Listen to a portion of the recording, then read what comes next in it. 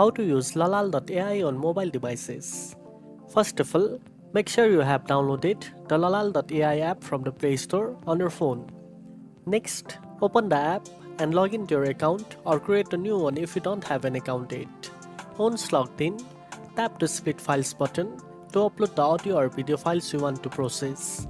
Browse your phone storage, select the desired file and tap Open or choose to upload file. Wait for the file to upload and for Lalal.ai to process the audio. After processing is complete, you can preview the separated vocals and instrumentals right on your phone screen.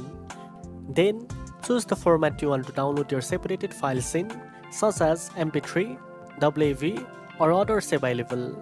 And that's it. Now you know how to use Lalal.ai on mobile devices. If you found this video helpful, don't forget to like, share, and subscribe for more tech tips. Thanks for watching, and I'll see you in the next one.